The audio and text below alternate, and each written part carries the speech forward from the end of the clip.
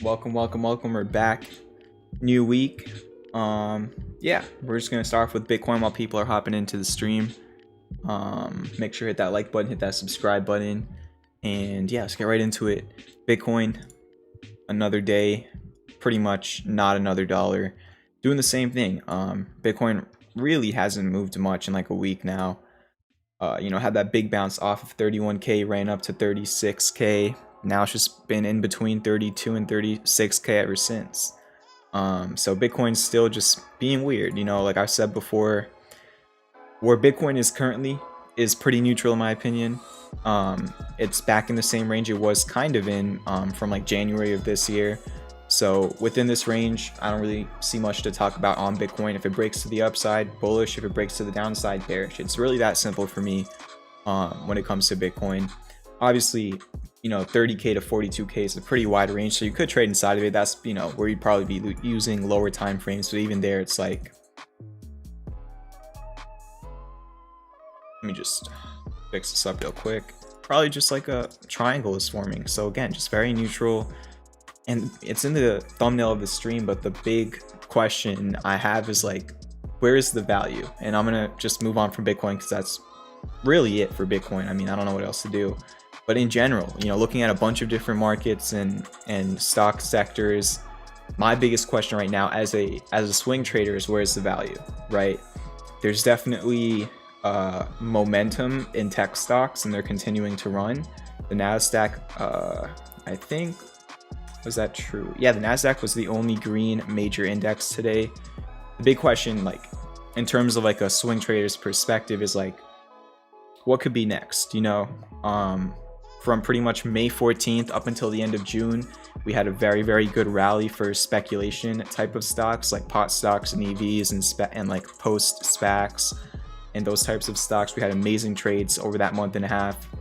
In the past 3 or 4 days, a lot of those types of stocks have had pretty large pullbacks. If we look at tech stocks, which again they're currently running, they're currently what is hot again.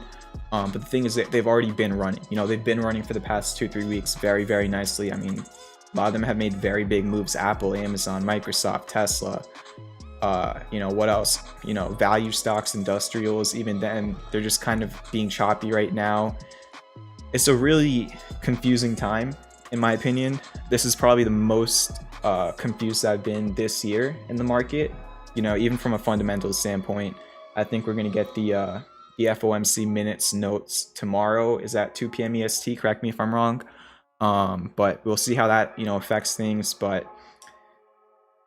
things are just, I don't really know. This is one of the probably the most confused I've been this whole entire year looking at the market. even looking at crypto, I think actually metals look better than other, like if I'm just looking at like the big metals like gold and silver, and this is something Mitch Ray has been talking about on the stream. I think metals look pretty good. I don't really trade metals that much, but I have some calls on gold, like through an ETF. It's like, I don't know. Hopefully I'm not the only one that's confused. If you see some sort of value, you can let me know later on when we do ticker requests, but it's kind of hard to find good looking swing trade charts right now, you know, apart from tech stocks. But again, a lot of those tech stocks are starting to get overbought on low time frames. So currently I'm just really day trading. You know, I'm not really looking too much into new swings. I mean, even coming into this week, I had a watch list. Pretty much the whole entire watch list I had didn't have a good start today. So yeah, I'm just taking it day by day for the market. We're going to talk about the actual indices now and break down the charts, but just want to start off like that and just be completely honest. You know, there's not always going to be a super high probability at every given moment in the market. There are going to be times when the market is pretty unclear, and that's just how I kind of feel right now. And that's a great point that Chad Freeze is bringing up. You know, people going over to the high beta FANG stocks, the large cap tech stocks, the blue chips. That's really what we're seeing. You know, we're seeing the biggest stocks in the world, the best companies in the world in terms of how much revenue they're making, in terms of their market caps. That's where the money's going to right now, and that can sometimes be looked at as, you know, investors trying to de-risk, right? And one interesting thing we saw today was now it's actually moving. Never mind, not really, but we saw the U.S. 10-year notes, the yields drop, so I think it's 6% today, which is pretty big for a one-day move. Probably the biggest move we've had in like a couple months. Maybe we've had another, I think right over here as well, but we even saw that drop today. So the only thing that I can kind of, and I guess most people already know, but like you can see Apple and Microsoft and Amazon and all those names running. You know, that's great for those names, and they have been consolidating since like last September. I mean, Amazon is barely higher than it was last September. Apple is barely higher than it was last September. Tesla hasn't hit new all-time highs. So that could be people trying to de-risk, and that might not be a great sign, but also, you know, they're the strongest stocks in the market, to be fair, in terms of evaluation standpoint. So it's very strange. You know, I definitely missed out on a decent part of this tech rally. You know, I was still kind of finishing up with the speculation stocks we were trading within June. But yeah, that's really all we're seeing right now. So let's actually look at the technicals on the indices. Let's see if there's anything to really talk about. After we go over the overall market, which we're currently kind of doing right now, I'm going to go over CLOV and Wish, and I'm going to do chart breakdowns on both of those. And I'll go over all the ongoing trades. After I finish the ongoing trades in about 20 minutes, we'll probably go over ticker requests from the chat, but we're not going to do any ticker requests right now. But yeah, for the people in the stream, make sure to hit that like button, hit that subscribe button. Thank you for watching the stream. Typically, when we have these pullbacks in the retail type of stocks, that obviously correlates with my viewership. So very quickly, you could see the difference in viewership within like 3 days of speculation / retail stocks selling off. Again, you know, I'll say it time and time again.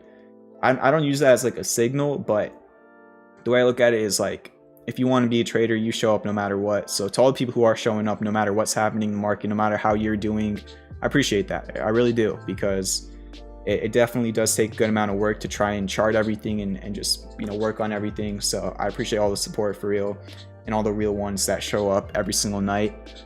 Really appreciate it. So let's talk about the actual technicals on the market right now. I think I have a tip coming in. Give it a second to pop up. We'll start off with the NASDAQ. Let's see if it'll pop up right now. Why is it not showing up? Maybe I just wait. All right, we're just gonna start off with the NASDAQ. I don't want to even like, I want it to pop up before I talk about it. I don't know. Maybe it's just not gonna pop up. But Joel, I don't know how to pronounce the last name. Espila. I think you actually said earlier how to do it, but I can't remember. There we go. So yeah, thank you, Joel, very much for the $5 super chat. Really appreciate it. Let's get some vibes in the chat for Joel. Hope you're doing well. That did rhyme. And now it's time to look at NASDAQ. I'm gonna stop being cringy. But today we got a little bit of a morning, I'm not gonna say scare, but we got a little bit of a morning dip. especially not really even on the Nasdaq. We did fall today, like for a little bit, but then it pretty much engulfed all that. So first like 2 or 3 hours of the day of the new week for the Nasdaq and for the S&P and for the Russell, it was pretty red. So we had a red open to the week relatively for the first 3 hours, and then in the afternoon, I think we got a little bit of a bounce on the S&P as well. We got a bounce on the Russell, but we still saw, you know, after the morning sell-off, we saw the Nasdaq perform the best in the afternoon. So again, tech is still showing very, very strong momentum.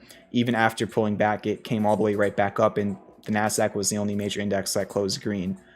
So yeah, looking at the Nasdaq, I don't really even know at this point. It's just kind of on autopilot. It's just doing this thing for right now.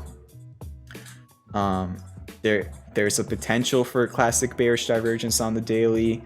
I'd probably personally wait for the MACD to flip over to red rather than trying to anticipate it, because we've had a bunch of different times where it looked like it was starting to really start developing bearish divergence, and then you just went back up. So I'll just wait for that to turn red before really worrying about it. But another all-time high close for the Nasdaq today. If we go over to the S&P 500, it actually broke the streak. I think it was 7 days in a row the S&P closed at all-time highs, and today that streak was broken. You did not close at all-time highs, you actually closed higher last Friday. So looking at the S&P, you're not even overbought right now on the RSI. You were for a little bit in the morning, and then you pulled back. The MACD is not even losing momentum. The 4-hour still looks fine. Really, I mean, regardless of how much they have run, they still definitely have room to go higher. I don't think this is like a top. Could you get a pullback, make a higher low, and then run again? Absolutely. But I think it's just a matter of how long people will feel comfortable, because right now we're in a pretty comfortable environment for the market in terms of big money. We don't have major earnings until like the end of this month pretty much. So the next like couple of weeks I think are going to be pretty, I'm not going to say boring, but pretty just straightforward. But also, when I say straightforward, I mean confusing. Okay, that made no sense at all. That's exactly what I mean. I know I'm confusing everybody right now, but the way I look at the next couple of weeks is I don't see any major catalysts. Again, anything can always happen. There could be some news that occurs, but I'm not too sure if we have any other factual information going into the next couple of weeks. That's like a huge deal. I think we have the minutes notes tomorrow. We'll see what that brings to the market. But I think we're just going to have a very supply and demand type of market. It's going to be pretty straightforward in my opinion. We're going to have the ups and the downs. Obviously, currently it's just the ups, but we're starting to see some rotation. Money is kind of pulling out of speculation stocks. We look at small caps first. The Russell has been underperforming the S&P and the Nasdaq in the past, really ever since like last Wednesday. So we're seeing the Russell, it was down 1.5% today. The ARK ETF was down 0.70%. This tracks a lot of different growth names, especially newer growth names. So we're already seeing, pullbacks starting in other areas of the market apart from tech, which again just kind of could, I don't know if I'd say signal, but it could be a sign of people starting to feel a little bit like the market's getting overbought, and they just want to kind of go into, the quote unquote safer names, the blue chip type of stocks. So yeah, that's really it. Looking at the technicals on the market, if we take a look at the VIX, it had a big spike today, but then it pulled back in the afternoon. From Friday's lows to today's highs, the VIX went up 26%. But from where Friday closed to where we closed, it only went up 9%. So big intraday move. And that's really it for the overall market. So let's talk about Clover and Wish now. Make sure to hit that like button. Let's get to 20 likes right now. Hit that subscribe button if you're new to the stream. I look at charts every single night, and we just talk about what's going on in the market. No pumping or moon boy stuff. It's just straight up technical analysis and probability. So yeah. Let me take a look at the chat for a second, then we're going to talk about Clover, which not good today. Really not good today. Let's see.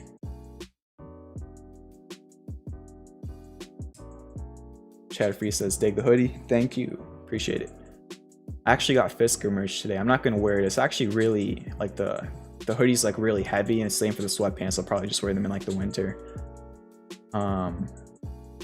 What else? Barasan says, I may not be able to make the live stream every night, but I'm watching the streams later. Appreciate it. All the people who watch the playbacks as well, thank you very much.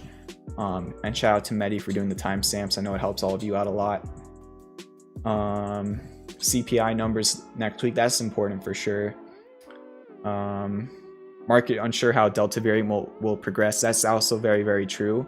I'm not too caught up with what's going on with the Delta variant, which I definitely should be. But that also could be a major factor, as we saw last March.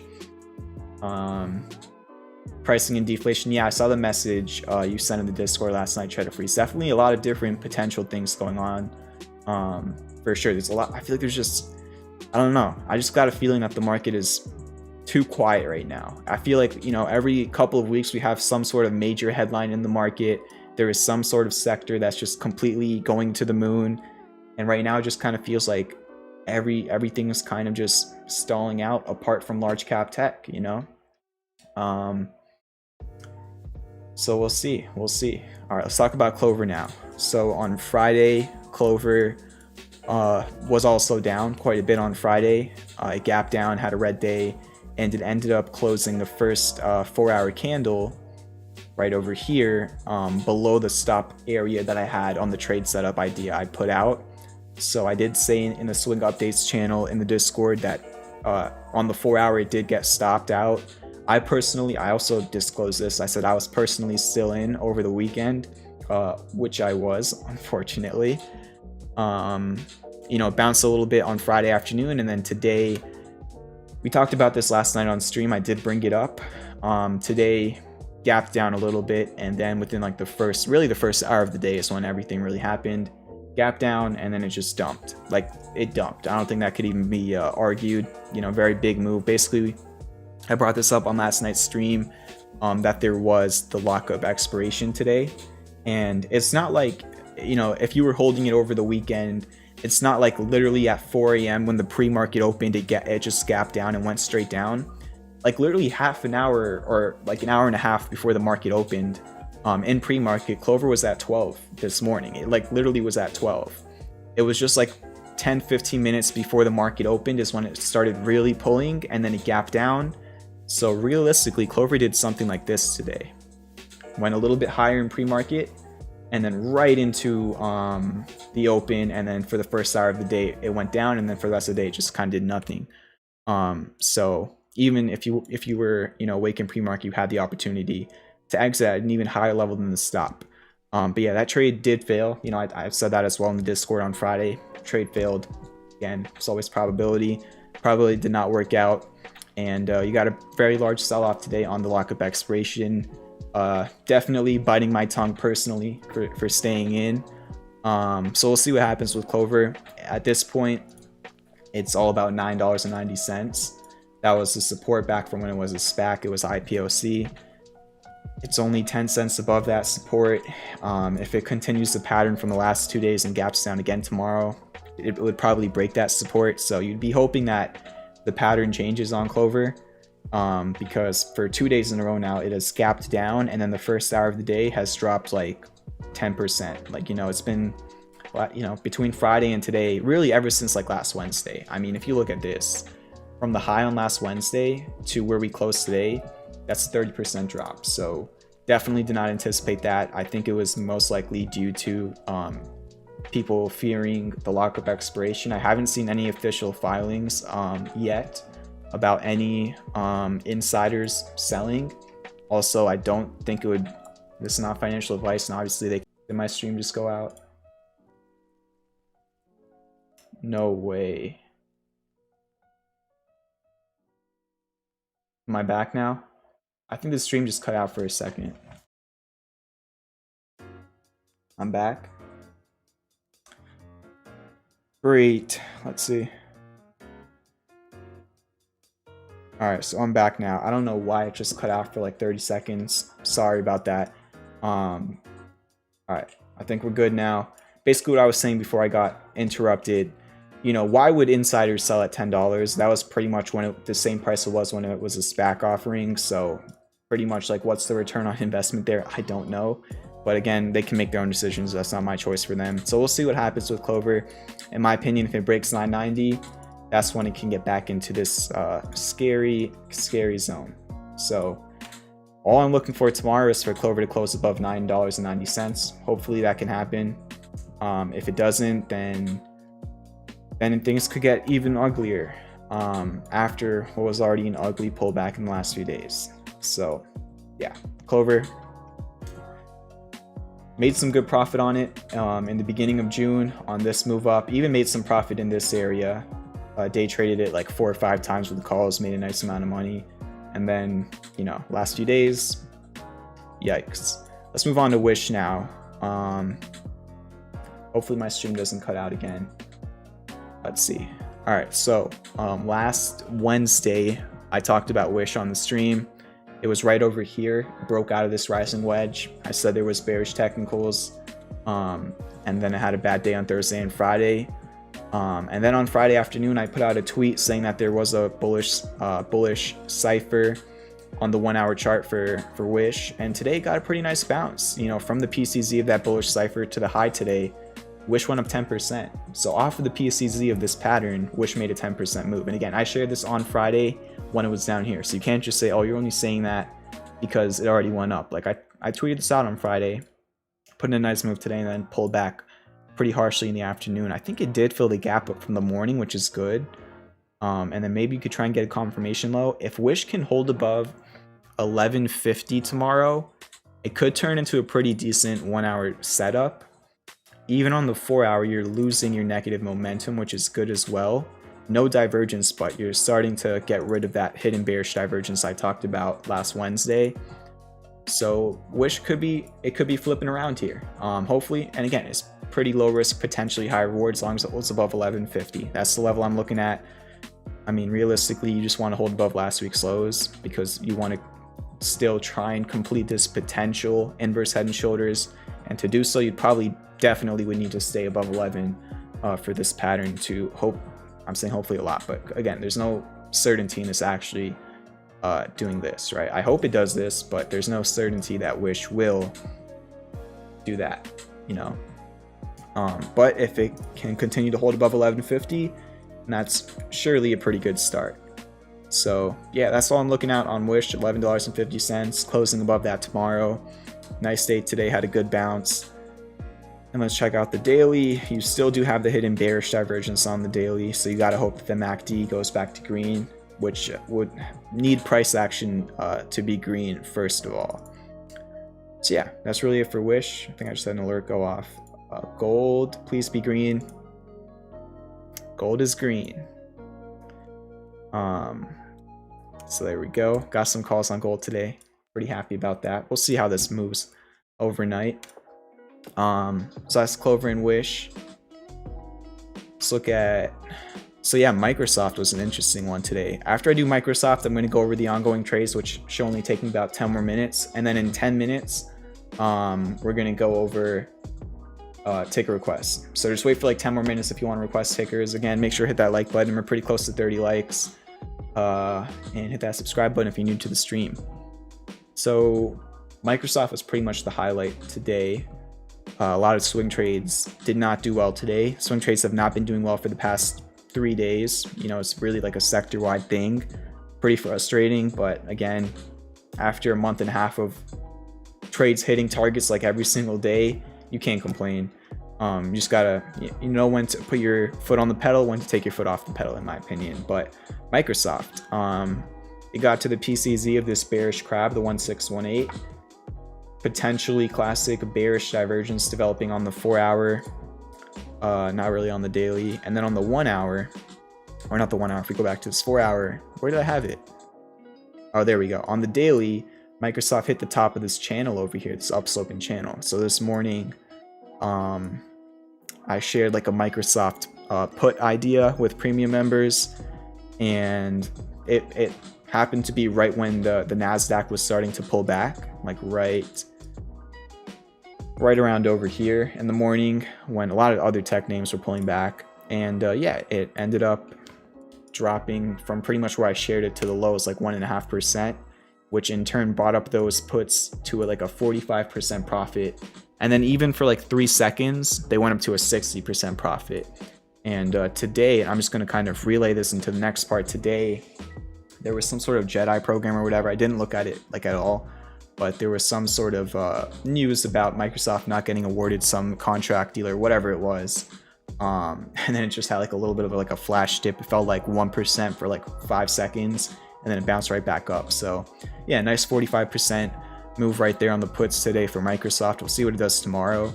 Still is overbought, still does have potential classic bearish divergence on the 4 hour, still is near the PCZ of this bearish crab, so still could pull back here.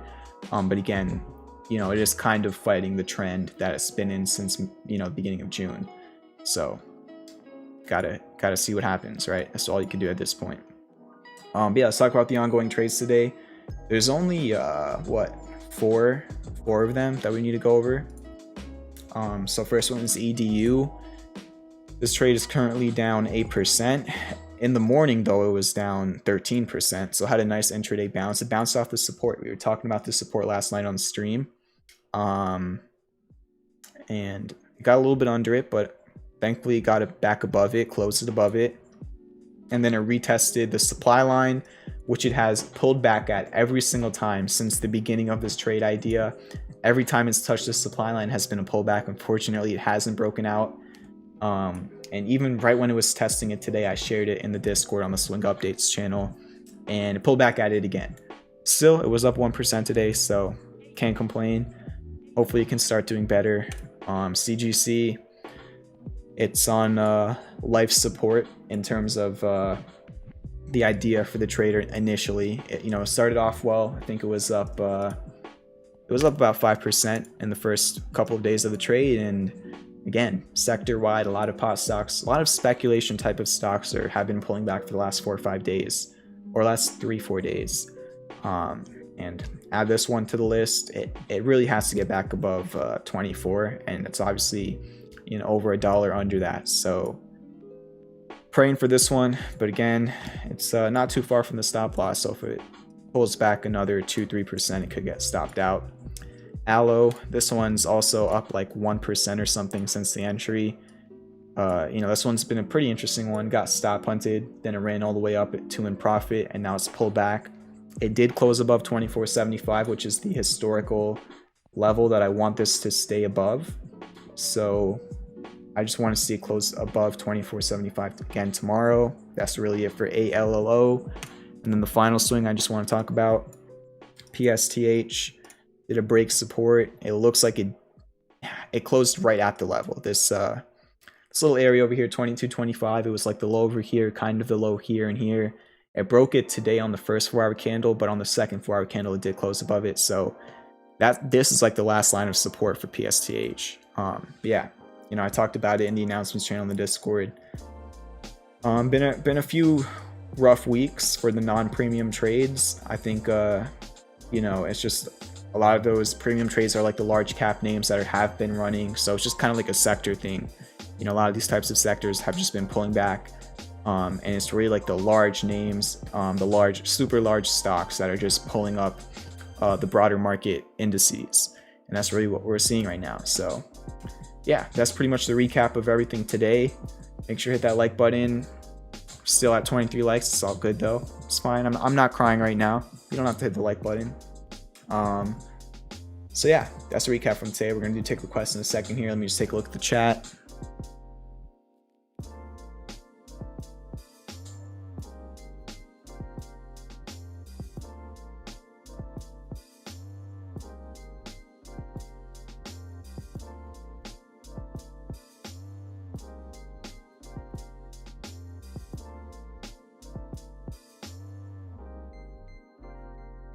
Joel says nice money on those Microsoft puts. Yeah, it definitely paid much quicker than I thought it would.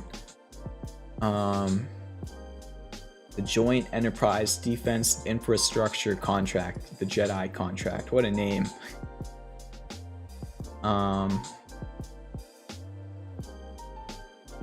Let's see.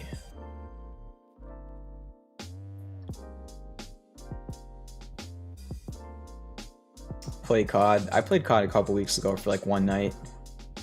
I'm just not good at COD anymore. If you don't hit the like button, Nick Merckx will come to your house and make you like the video, says Shelby. Okay. Everybody, you heard that. Play FIFA. I don't really play FIFA. I don't really play video games. I used to play video games a lot. Especially during like COVID when I was just, like, I had nothing else to do. So I kind of stopped now with like stocks and everything. Maybe one day I'll start playing again. Steven M with the $5 tip. Thank you very much. Let's get some vibes in the chat for Steven. Appreciate it very much. Can you take a look at LINKUSD? Yeah, I'll take a look at that. Great job with that one, by the way. You've been sharing it in the premium channels in the Discord, talking about the falling wedge and everything.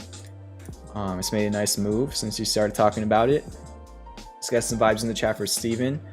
And Link, yeah, broke this supply line. You could probably just call it a falling wedge. Broke out of it and had a nice day. It was up 10% pretty much. So at this point on Link, let me put this T down. Let's see if we can find a closer support than 15. I'd probably say 1734. You could see it was kind of your high over here. It was your high on these two daily candles, also kind of resistance here. Then it flipped into support over here, and then it actually was support, or it was your candle low on July 2nd. So I'd say 1734 is the level you want this to stay above at this point, like for sure. If we zoom into the 4 hour, we might have a little bit of like maybe like an ascending triangle right now. Yeah, so you're making higher lows and then you have a sell wall at about like $20.50. That dates back to your lows from June 11th. So if Link can get above $20.50, I think it has room to 26 bucks, you know?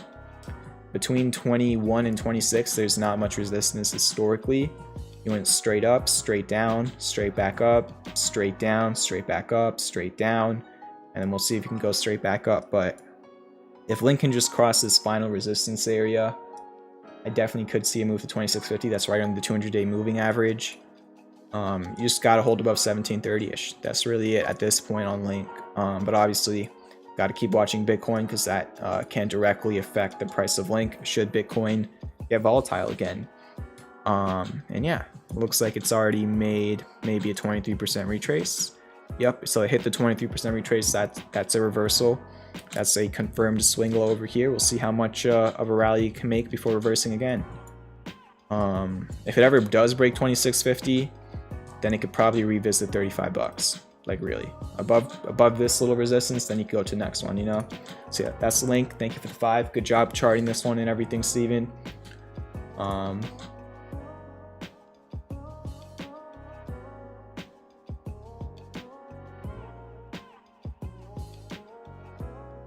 What's up, Neutron Flux Labs? What did I miss in the chat? All right, so let's start doing take requests. Don't request anything that was up over 30% today. Don't request anything that IPO'd within the last month. I need data and consistency to chart how I like to chart. So please keep that in mind. I'm not a financial advisor. This is all probability, so I will be wrong on certain things. It's just my opinion. And yeah, I'm not a fortune teller.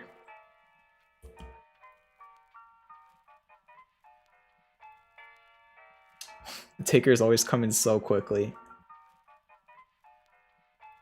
Where am I missing that? Duncan, DNKN. I can't check out Duncan Medic 5. It's not on TradingView.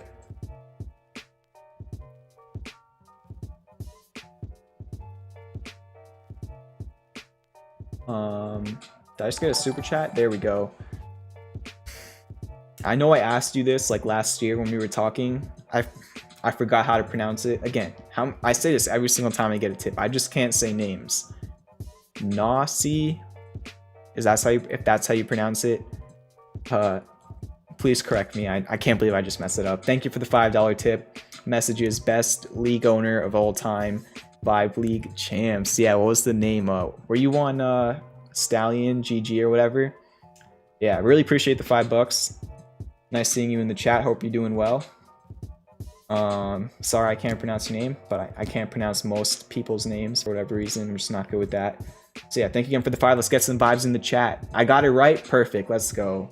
Let's go. Yes, sir. Let's go. All right, let's get into these ticker requests. I'm gonna look at yours first. XERS. We'll take a look at that one first. Let me just type the rest of them in right now. Let's get to it. Appreciate the 5. Did I already add that? No.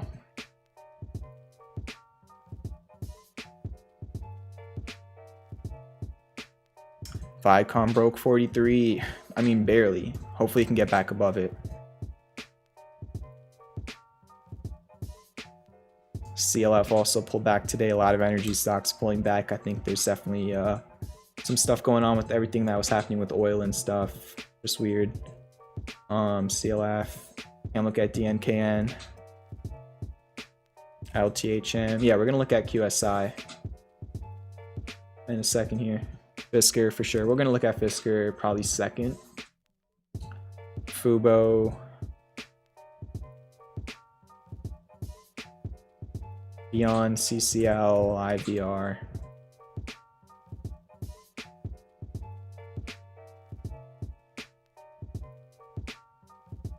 I'm 3 for 154, or I'm 3 for 95. All right, so we're gonna look at XCRS first. After that, we're gonna look at Fisker. There was something else I wanted to talk about. I can't remember it right now though. It's all good. So we're gonna look at XCRS first. Let's see. This actually might have been. This might be a harmonic playing out. We're gonna find out in a second here. A little bit deep on that B point. Maybe like a bullish shark. I don't think the B point should matter too much, but let's see. 116. Kind of like a bullish shark, got down to the 886. It's a higher high harmonic. Bounced at the 886 retrace. So even without all that, you could just look at it in terms of Fibonacci. Came down to the 886. It double bottomed at the 88.6% retrace. Started rallying at this point. Is there anything historically here? No. Looks like it has like some short-term resistance at like 441. It was like 3 different daily highs in June. It got above it, tested the 200-day moving average, got back below it. So you also broke under this like little, I guess, 395, 397 support from right over here and over here. So you definitely want to close above 397 tomorrow. Have a go on Medic Vibe. Hope you're doing well. If you break that, then you probably have 358 next from this little 3-day low. In terms of a pattern, I don't really see one. On the 4-hour, I don't see much divergence. Hidden bullish divergence is possible, but you need that MACD to start waning back over to green. And then on the daily, not really any divergence either. So yeah, that's XCRS. Thank you again for the 5. We're gonna look at Fisker now. Got the hoodie and sweatpants today. That 4-hour classic bearish divergence could eventually turn into 4-hour hidden bullish divergence if the MACD goes back over to green. It's still above 1737, which was like a little bit of a resistance back in January and December. So you just want to continue to hold above 1737 on Fisker. Hopefully the 4-hour MACD can turn over to green, and then you can just make another higher low and run again. Maybe a little bit of like an upsloping channel is starting to form now. So you can look at it something like that. Yeah, that's really it on Fisker at this point. So hopefully it just crushes it.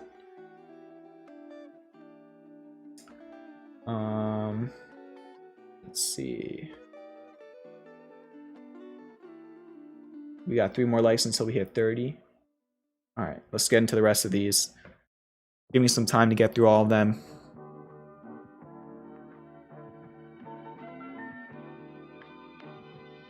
Peloton might be bull flagging right now on the 4-hour. This could be looked at as a bull flag if it breaks to the upside. That could get you back above 125. If Peloton gets back above 125, there's room to 137. right? You kind of have like a rounding bottom over here. I wouldn't call it a cup and handle. Maybe you look at it like this, but that's just like a very small little pattern. But maybe you could look at Peloton something like this. Let me delete the old stuff. Maybe you could try and look at it like a cup and handle. You definitely have a rounding bottom. Now you're starting to get some price consolidation to the downside. So sure, if you can get it, regardless of a cup and handle or a bull flag or just being above the 200-day moving average, 125 is the important level as your previous resistance in April and in March. If you can break above 125 in Peloton, there shouldn't be much resistance until 137. Historically, there's not much there. So then 137 be next. Other than that, your support is probably around like 119. You want to hold above that. That's your 200-day moving average. If you break that, then you got 113 or 114, which was your previous resistance. So those are levels on Peloton. BABA and a lot of other Chinese names pulled back today after the news with the new Chinese stock DD, the IPO, having some regulation issues. Is it at the area? BABA, it closed right at a critical area. This is the level on BABA, okay? You could see it was your high back from June of 2018. It was your low from December of 2020. It was your low from June of 2020. This 211 area on BABA is, in my opinion, the most important level on this whole entire chart. Above this level is bullish to me. Below this level is bearish to me. Does that mean if it gets below it, it's going to dump? No, it just means I would prefer to see it above it rather than below it. And it's right at it currently. Technically, it's like cents above it. Technically, for right now, it's like 30 cents above it. It did gap down 2 days in a row. So we'll see what happens tomorrow. Typically, and again, I don't know the actual data on this. I don't know what the actual statistics are. But typically when you see a stock either gap up for multiple days in a row or gap down for multiple days in a row, you could see a nice bounce, right? If a certain asset is going to gap in either direction for multiple days, that means you're probably getting pretty extensive moves to one direction, which could in turn usher in like a reversal rally. Now, again, I'm not saying it's going to happen, but again, you know, how many days can you realistically get gap down for? Unless like the company is going under like bankruptcy or something, which BABA is not. But they are facing some backlash, like most other Chinese stocks are currently. So yeah, we'll see what happens. You just gotta continue to close above this level, which you barely did today. Next one is QSI. I really can't do much on this one. I don't know anything about the company. I'd say 1077 is your major support from this low, this high, this high. In terms of resistance, you tested it today, like $13.20 is your resistance from this high over here and this high over here, and then pretty much you tested it, but you couldn't close above it today. If you break above 1320, next level is 1469. I don't see much divergence or any patterns. There was classic bullish divergence down over here. But that was like all-time lows, so it's just pretty funky looking chart in terms of like textbook technicals on high time frames.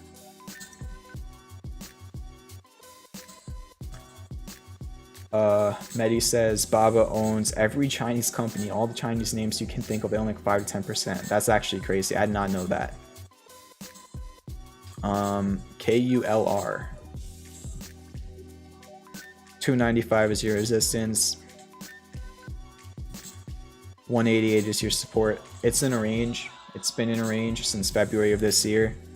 It's in the middle of the range, so it could go either direction, obviously. I do like how it's making consistent higher lows. It actually even leveled up and started making more higher lows. So there is a certain level of accumulation on this chart, right? When you're getting dips, they're not dipping as much as the previous ones. That's a good sign for a long-term perspective on a stock. You're making higher highs and higher lows. You are in an uptrend. So for right now, the trend is your friend. You just want to stay above $2. That's all I could really do on this one on KULR. Next one is VERU. It closed under the 200-day moving average for 2 days in a row now. It's at a make or break area. The 780 level was a high from December of last year. It was a low from January of this year. You're testing it again. If you break it, your next level is $7.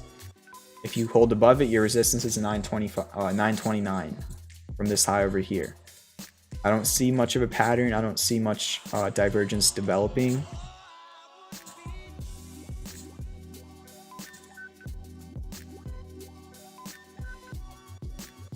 If it gets down to a, actually, wow, look at that.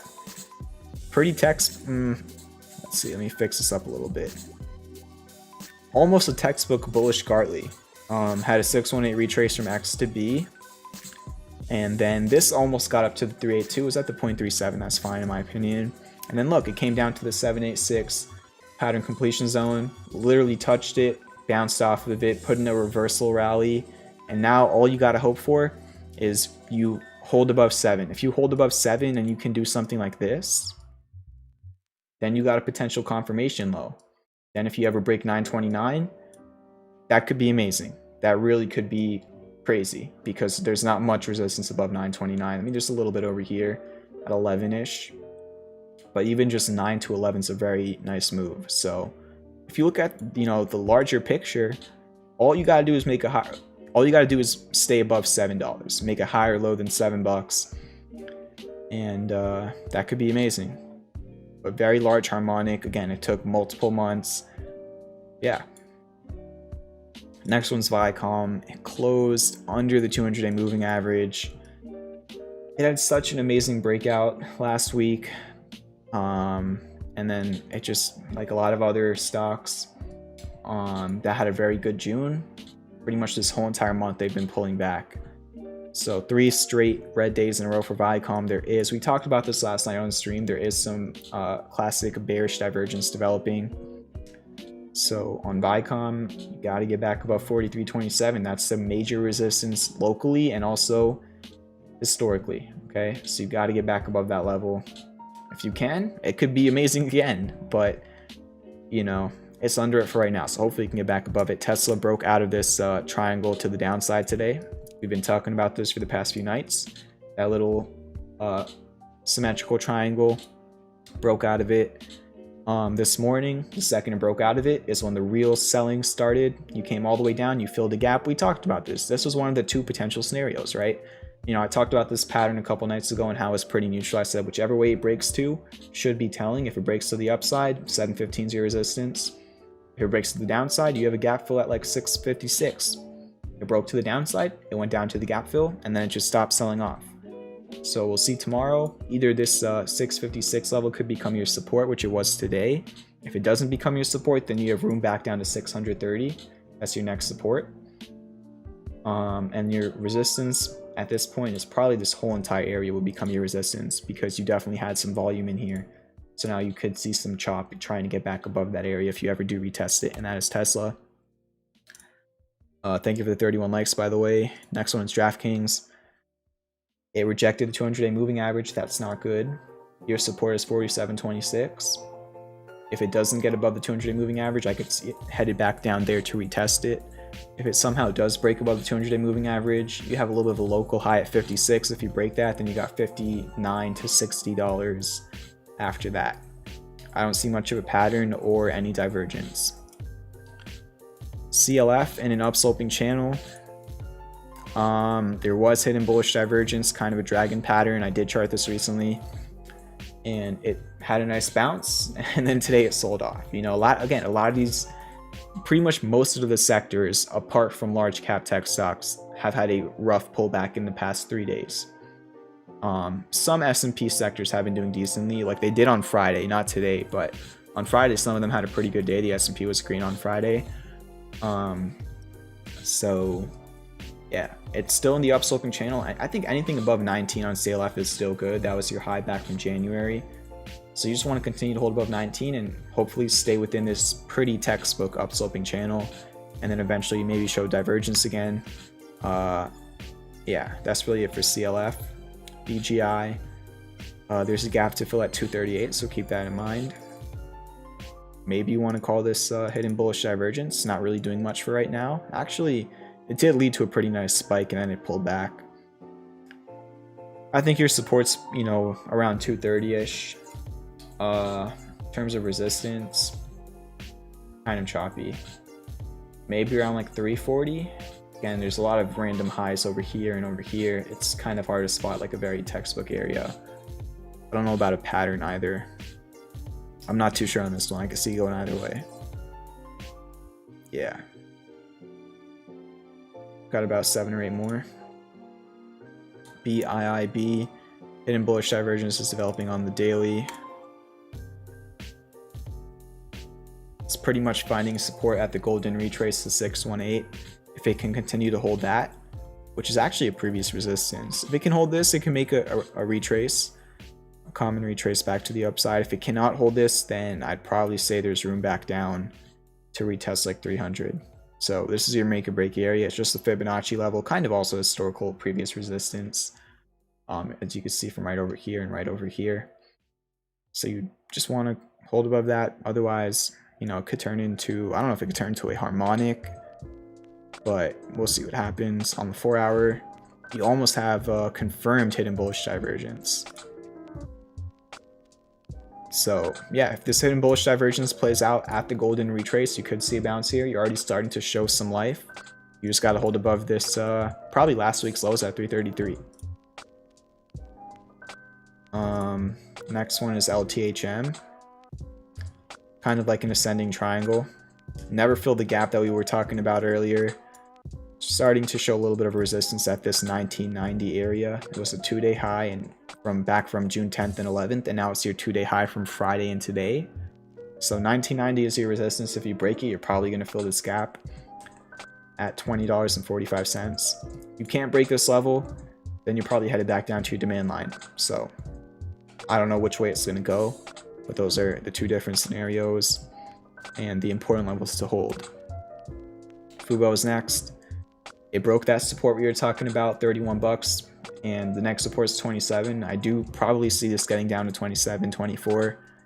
I mean, there's not really, it could just reverse randomly. Again, it's all about supply and demand. If it doesn't though, 27, 24 is your next level. Again, it had a very nice run. There was classic bearish divergence we talked about like a couple weeks ago, and now that's playing out. You're still in an uptrend. You're still making higher lows. It's just a pullback for right now.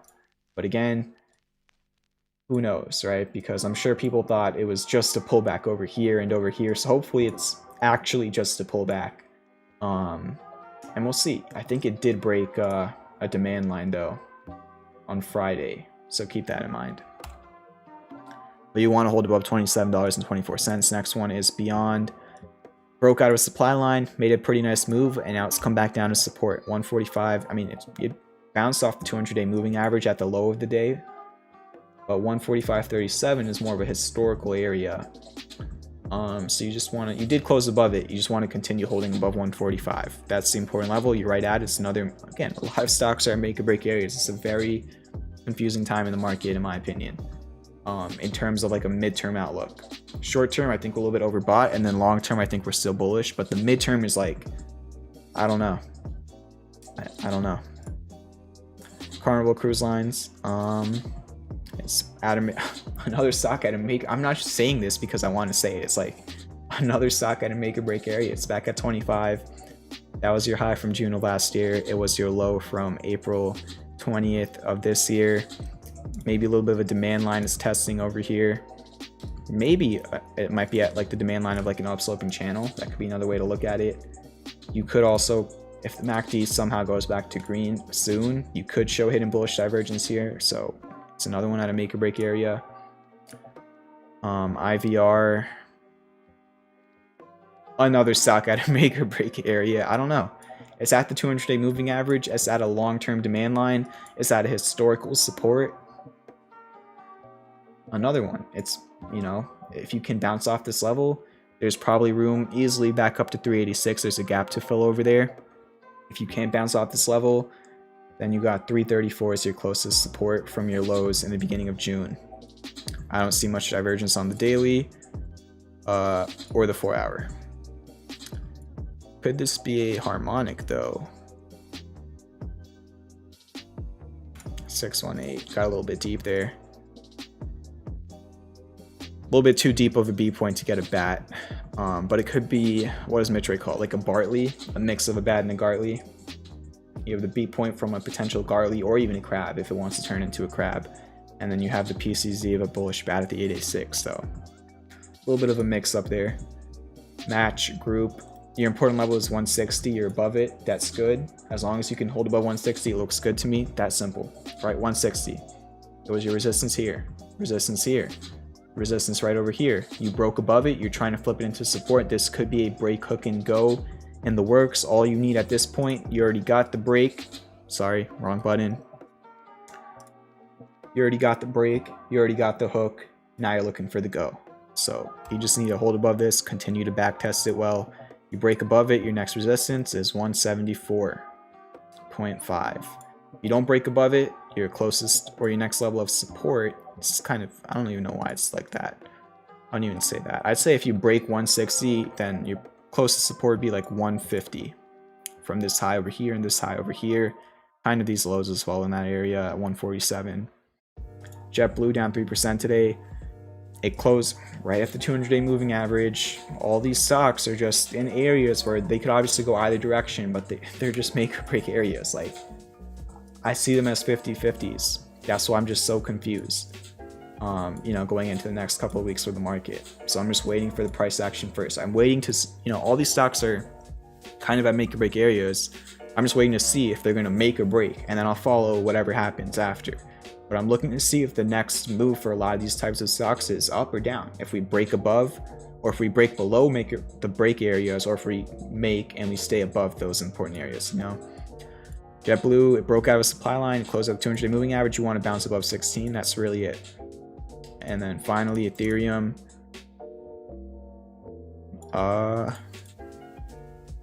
I like that it's above 2276. You want to hold above that. It was a resistance from June 20th and June 30th. You actually back tested it as support earlier today. You can hold above this level. There's probably room up to like 2632 from like this little double top over here. So good. It's making higher highs and higher lows. Obviously depends on Bitcoin, but there is room up to 2632 to test that resistance as long as you can hold 2276. All right. Futures flat gold is moving. Let's go. Very nice to see that.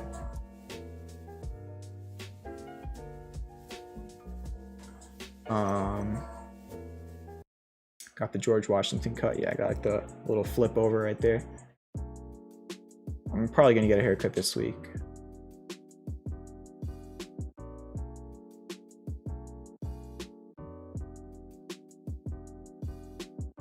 What's up, Enrissa or Narissa? I'm just gonna do the tickers that were already in the chat. I'm not gonna be doing any more ticker requests, so don't drop any more tickers. I'm probably just gonna get out of here in a couple minutes. But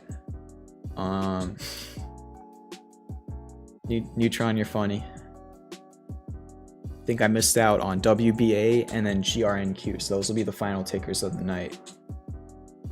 Yeah, so no more tickers after these two. This is not Scotch, this is tea. All right, GRNQ.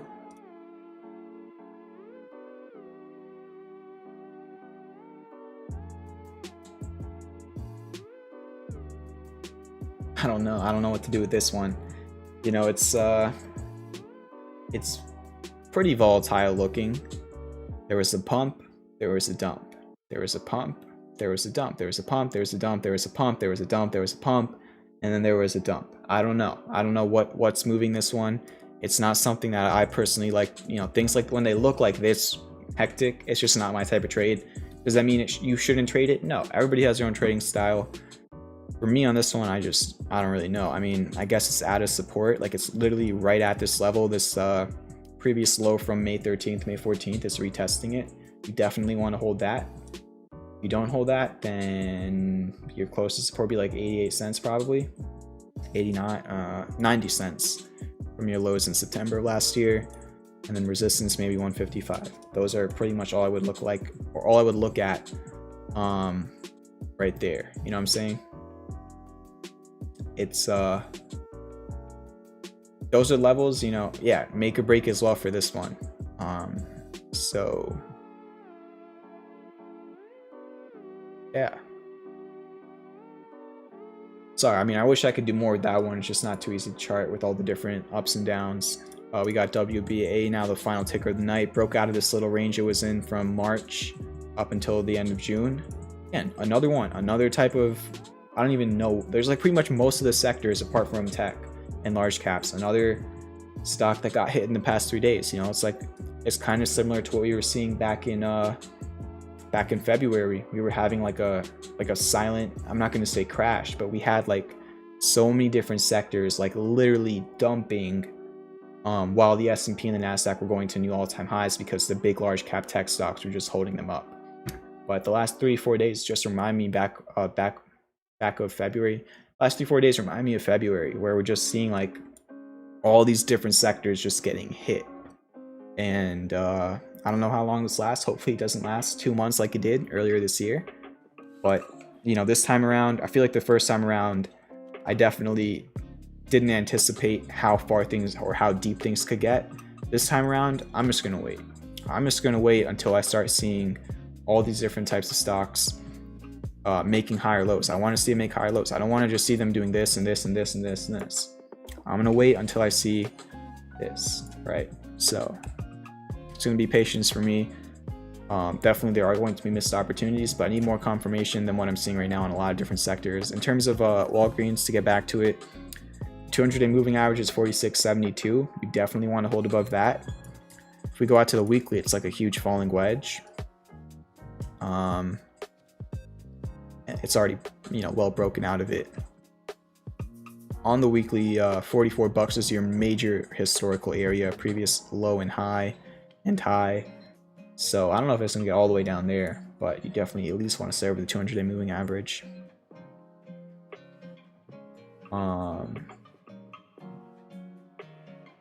Neutron Flux Labs says, my man keeping on the right side of the law for now, ...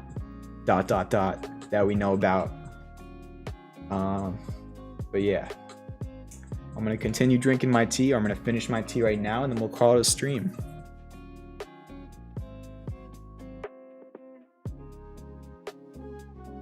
Yeah, thank you for everybody showing up. I know, you know, when we have these silent crashes, or not crashes, this is literally 3 days of pulling back, but when we have these silent pullbacks, when all the retail and speculation and mid-cap growth stocks are pulling back, that's typically what many of my viewers trade, including myself.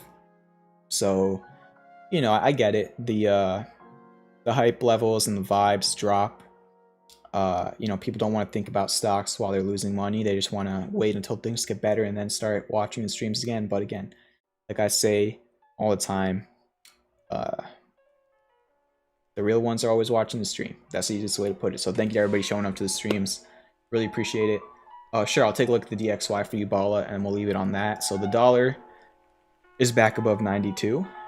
Potential double bottom after breaking out of this falling wedge. From a technical standpoint, the dollar looks pretty good. Above 92, the dollar looks pretty bullish, which maybe is not great for equities and crypto. So yeah, I mean, it's making higher lows now for the first time since like 2019. It just made a higher low at the end of May. If it can continue holding above 92, I mean, the next Fibonacci level on the weekly, let me make sure this is correct. Yeah, the next Fibonacci level on the weekly would be the 382, and that would also pretty much line up with your highs from the end of March at around 93.4. So yeah, we'll see what this turns into one day. Yeah. Thank you all for coming out to the stream. Make sure to hit that like button, hit that subscribe button. If you're not in the Discord, I have no clue what you are currently doing. You need to join the Discord. Just join it. All right, the link's in the description. All links are in the description. If you want to sign up for TradingView, the charting platform I use on every single stream, the link for that's also in the description. It is a referral link. I don't get actual money, but it helps me extend my subscription for however long. So thank you very much for all the support. Have a great night. I'll be live again tomorrow night at 9 p.m. EST, and I'll see you all in the Discord tomorrow. All right, peace out.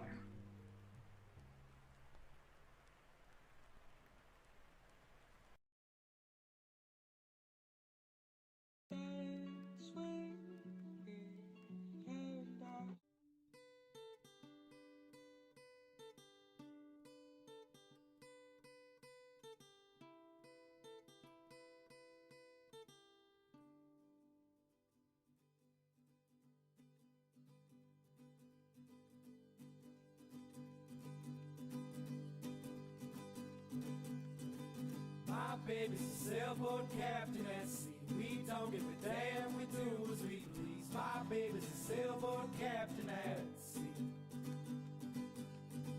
My gal is a good one, tells me she's mine. Wish I was better looking, baby, don't mind. My gal is a good one, tells me she's mine. All I ever wanted was to make you happy, give you the truth, anything to make you love me, any more than you do.